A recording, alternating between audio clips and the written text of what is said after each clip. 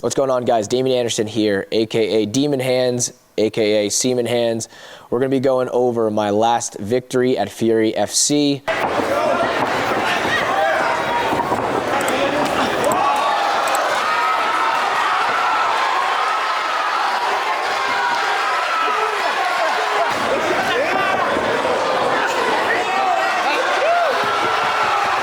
So leading up to this fight, I really wanted to be grateful for everything.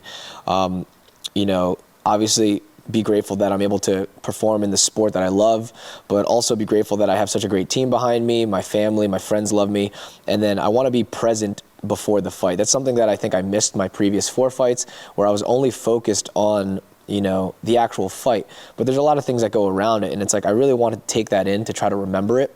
So you see me crouch down here and just really look around, you know, what am I seeing, what am I hearing, what am I smelling, you know, just try to remember everything, and then just be happy that I'm able to perform in the sport that I like, or that I love.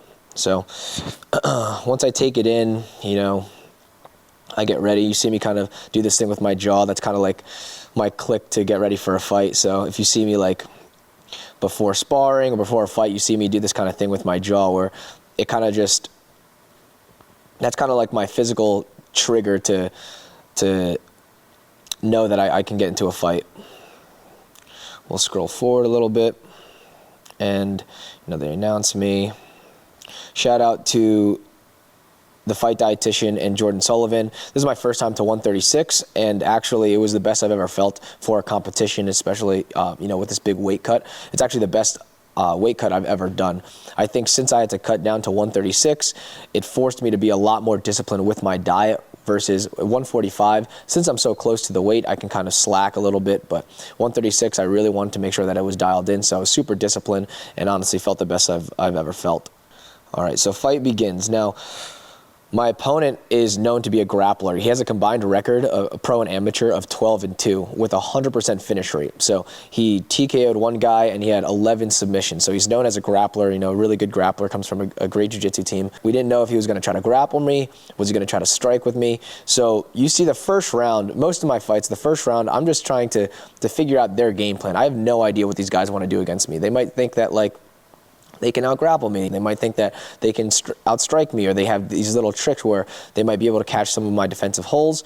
So the first few minutes, or first round, really, I'm just kind of showing different threats, different feints, trying to give different looks, and just trying to draw out as much data as I can in that first round. So now he goes for a teep. I was able to catch it and counter with a cross and a hook. Now here, I didn't know if he wanted to grapple me. I end up throwing a teep back a little bit. I was like, is he trying to grapple me? So then I really wanted to get him to overextend. So you see me use a lot of movement. Once he tried to attack me, I started using a lot of, we call it counter pressure. So I'm trying to back up. I'm trying to use lateral movement. And basically, I want my opponent to overextend, trying to hit me where I can now counter him. Again, showing different feints. Now about here, I see him start to pressure me. I want him to go on the attack now. As he pressures me, you actually see me hit him with a jab, but it looks like he hit me. He actually caught my shoulder. I was able to stick him with a jab, but my left foot got caught in the cage, so I stumbled a little bit. People thought that I got hit by that, but if you watch it in slow motion, it actually didn't hit me. Right now, I feel like I have a good distance, or a good sense of what my opponent's trying to do, but I still don't know. I'm still hesitating a little bit, because he might have some other tricks, you know, maybe some flying knees, maybe some spinning shit, you know. You really don't know what your opponent's doing and what he's planning for. Go for a head kick. I've seen it in his previous matches that he kind of blocks with one hand. He's kind of susceptible to it, but I really wanted to set it up for this next kick. So I kicked to the head, and I used that to set up my next attack with a pendulum kick. So I feint that kick and go for a hard pendulum kick, trying to slow down my opponent's mobility and get in my outside foot position. Again, back to lateral movement, see if I can get my opponent to overextend. Was able to block that head kick, saw it coming. Again, just using this pressure, trying to draw any big attack, see if I can get him to overextend.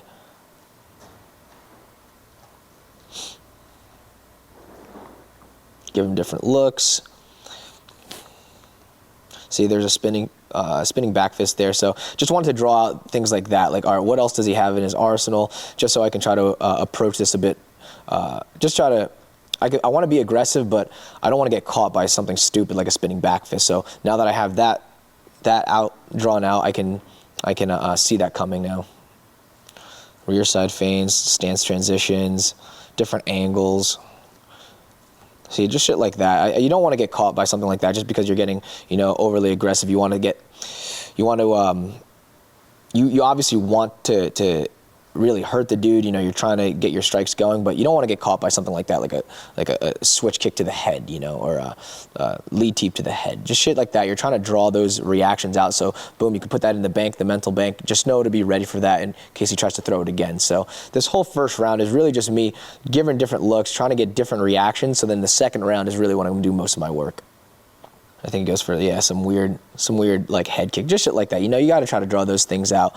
I'm never going to really be expecting things like that. So, I just want to give different looks, as many different looks as I can in that first round, just to draw out those weird different attacks. And then we have that in the bank for the second round. Guys, you want to look as good as me? Get yourself some merch. We got the Bulls. We got the Street X. We got the Mexican ground karate. Get yourself some BT merch, and you could look like this. What happened from first and second round, you see a big change in my fighting pace and my fighting style. Once we kind of had all the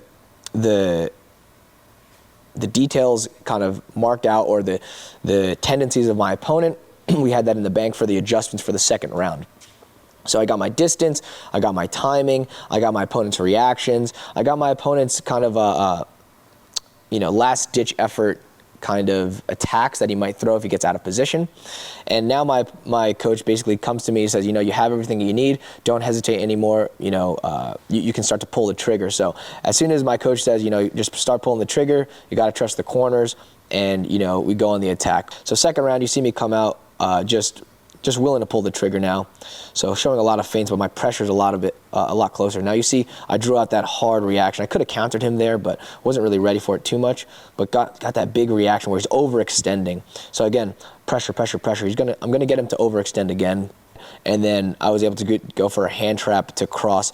It's funny, my opponent actually tried to throw a teep, which is a kick that's more or less straight, right? But since I'm zoning off to an angle, he completely misses, and it lines up my left hand to my opponent's face. Crack him with that, and then I started just kind of swarming him. Just beating the shit out of him here now. And now people try to say that, he's such an idiot for entering your legs. Like, what was he thinking?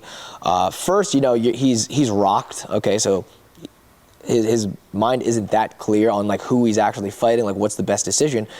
But I actually think this is a great decision. Against 95% of the MMA fighters and 99% of the regional fighters, they're not going to be able to defend Gabriel's leg locks. Gabriel's like 100% finish rate. He has great jiu-jitsu. I actually catch his heel here. I go reverse figure 4, and I was debating falling back for a leg lock here, going into my outside ashi, and then trying to break him.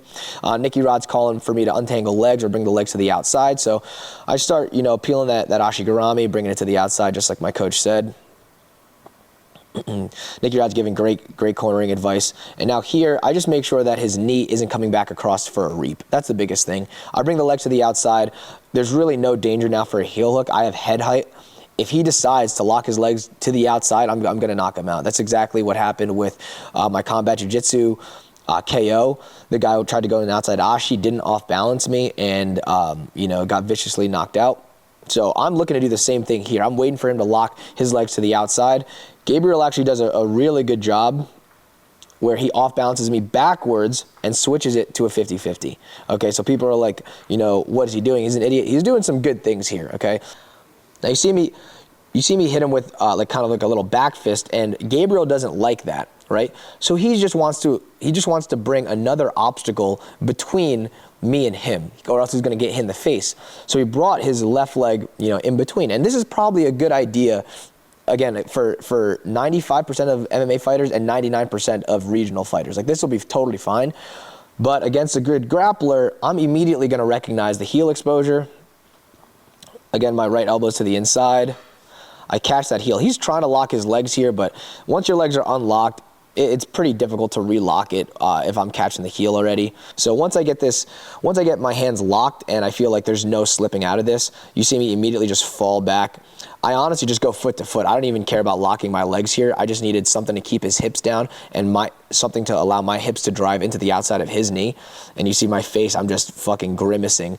People are like, were you giving him time to tap? I 100% was not giving him time to tap. If he tapped a half second to a second later, like, he's gonna need crutches after this fight. I was ripping that shit. So especially in MMA, you don't want somebody that's gonna take a little pop and then end up on top of you, about to hit you. So it's like all is fair in this game.